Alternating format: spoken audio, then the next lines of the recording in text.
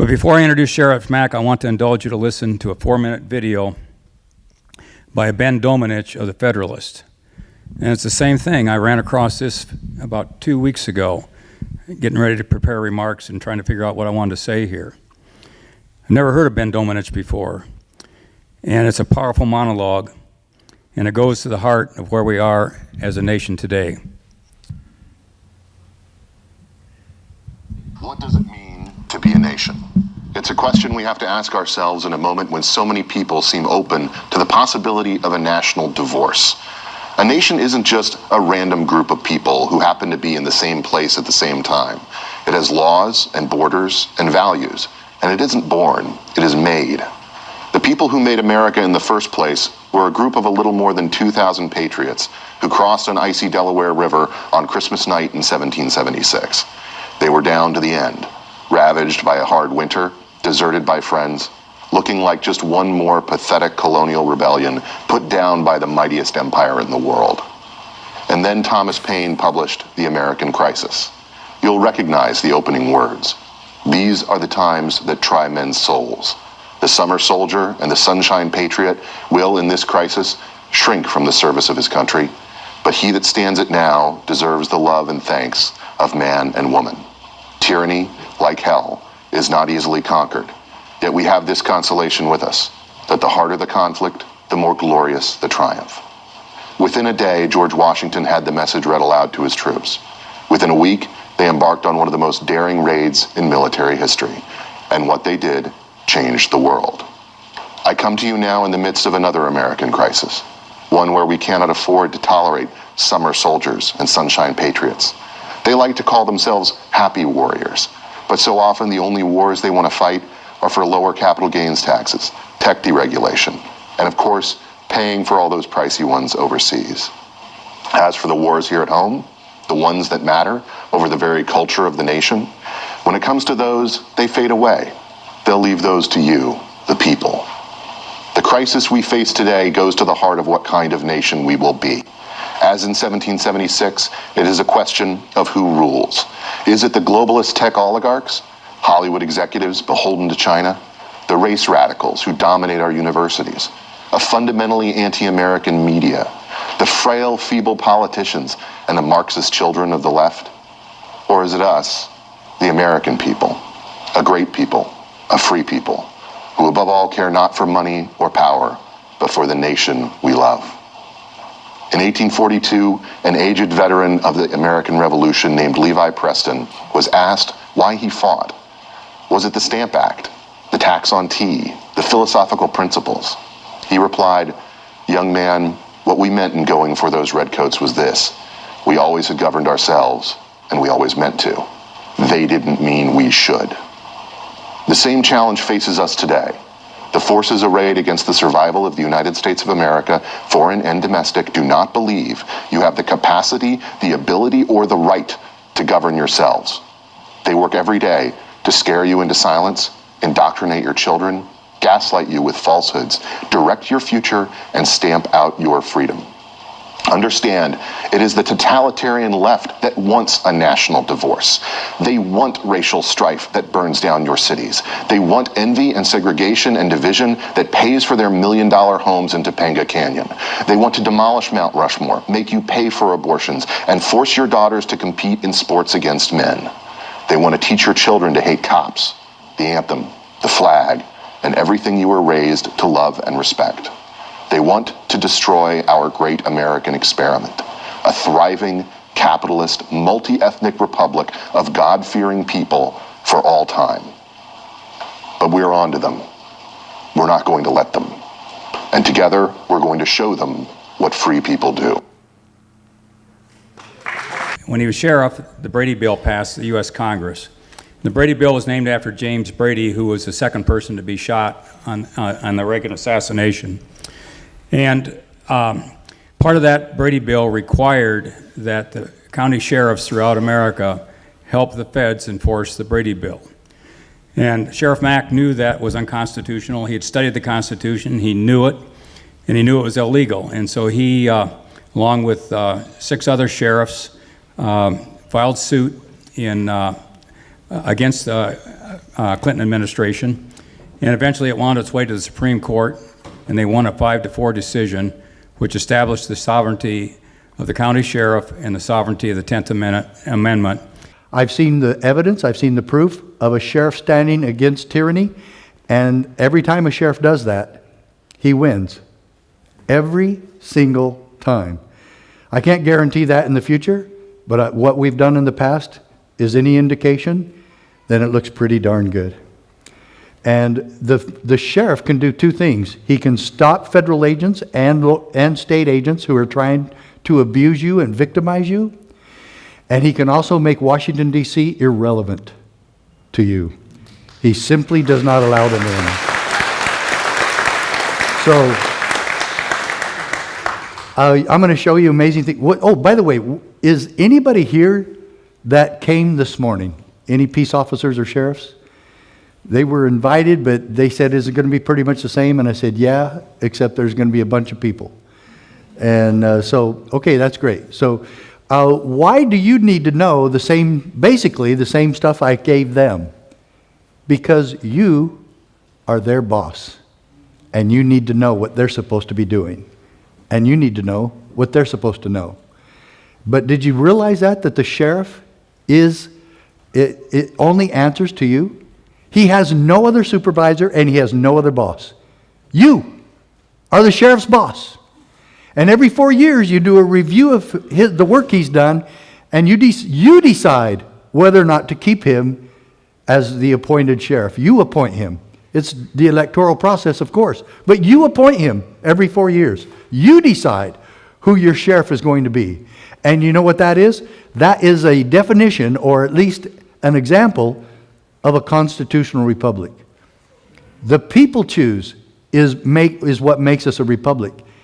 And we have a rule book within that republic that's called the Constitution.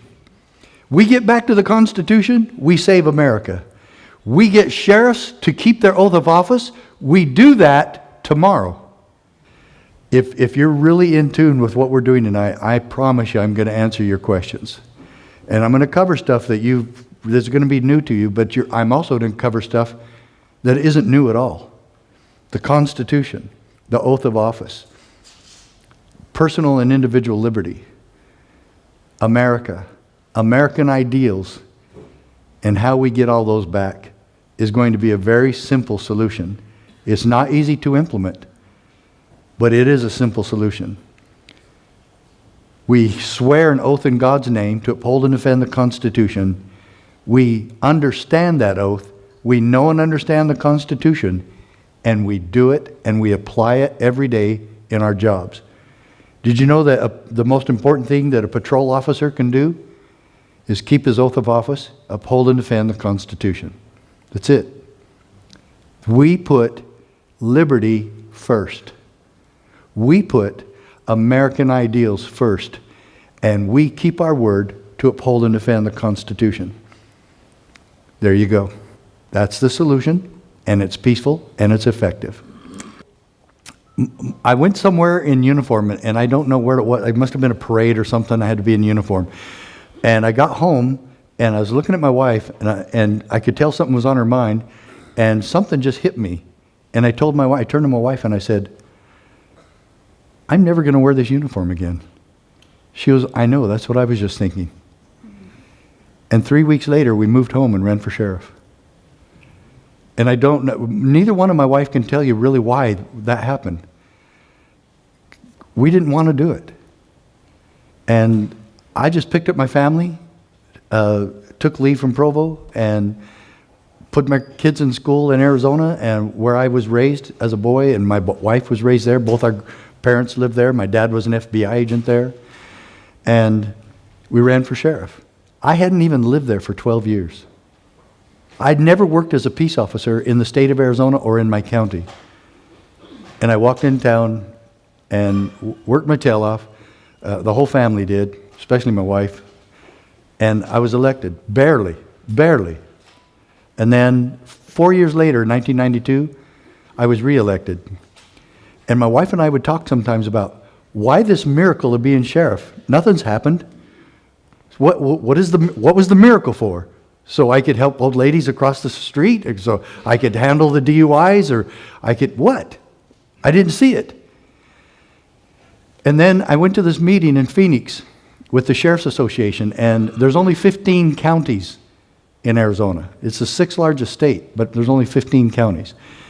And my county was the fourth smallest, but we had them this meeting. There's only 13 sheriffs there, 2 didn't show, and there's 3 agents there of the BATF.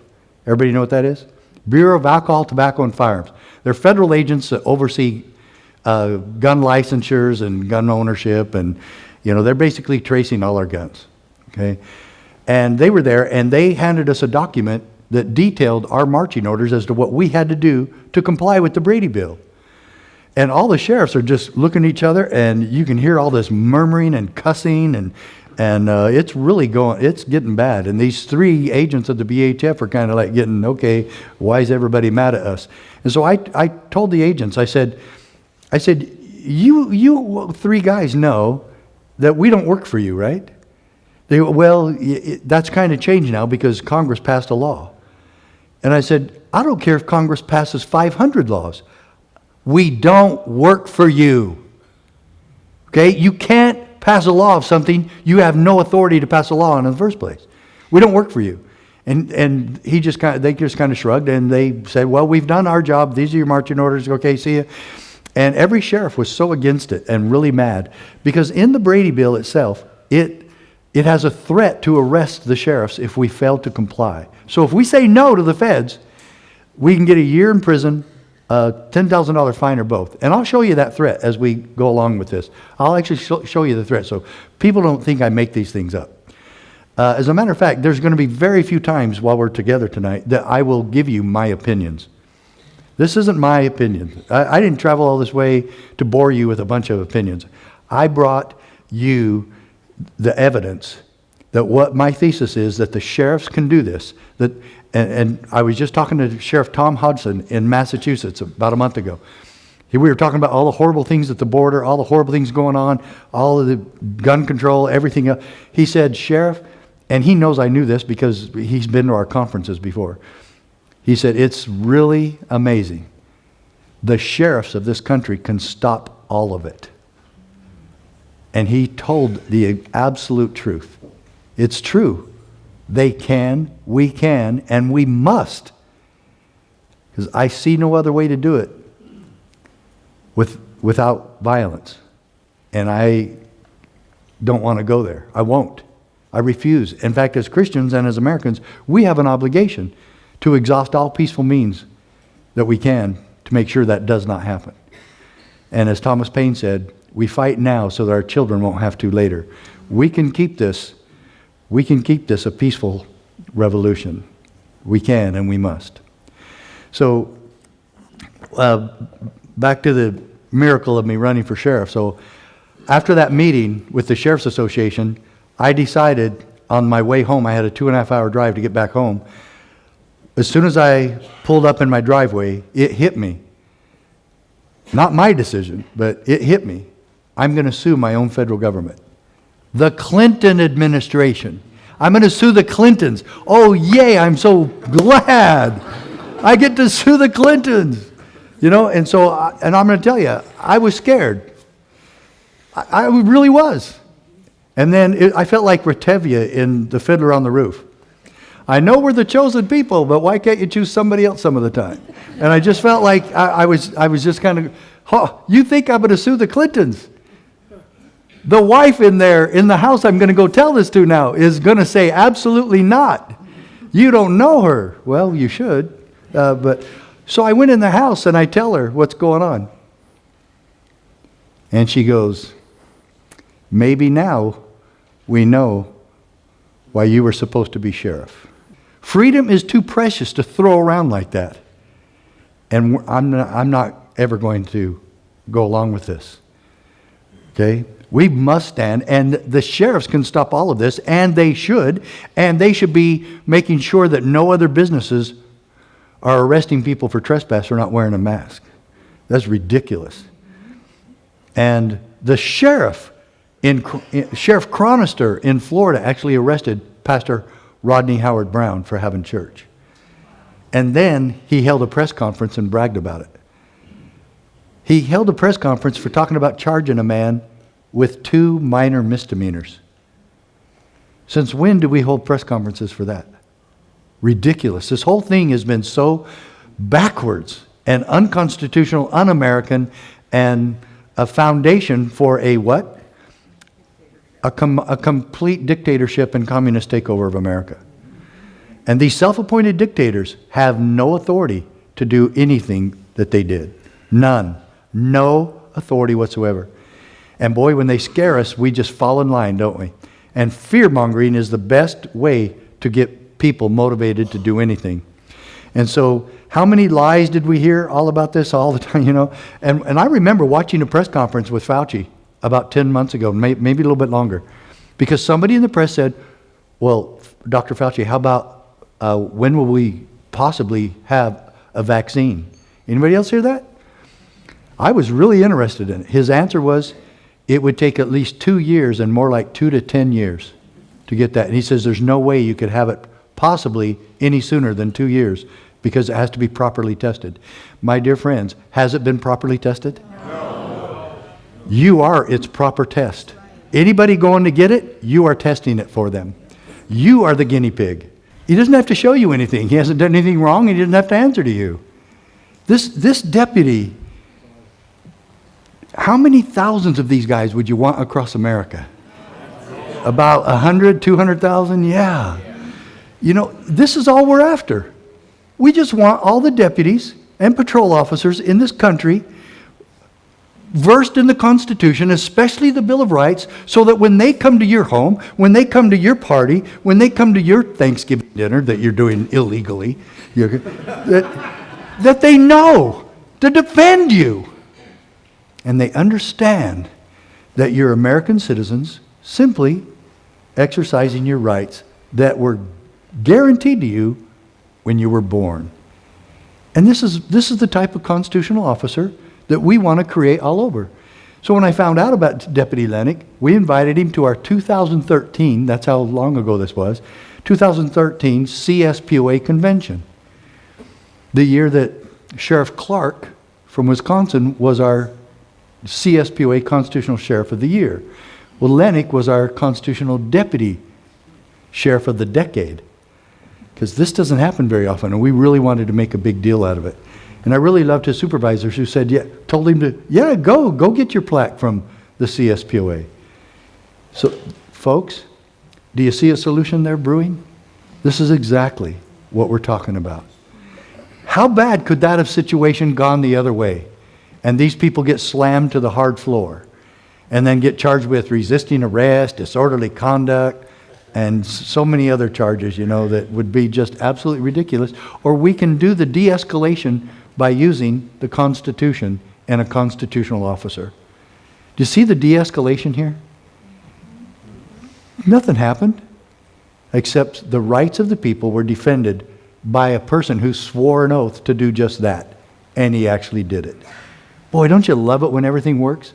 Now imagine sheriffs all across the country doing exactly that and training their deputies to do that. This is the answer. And Stockton PD went with him and supported him and said, oh yeah, everything, fine. No.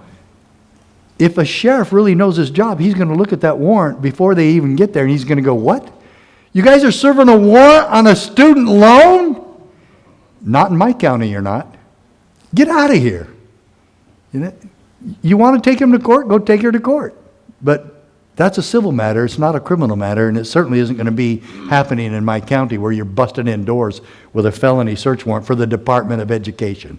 God, come on.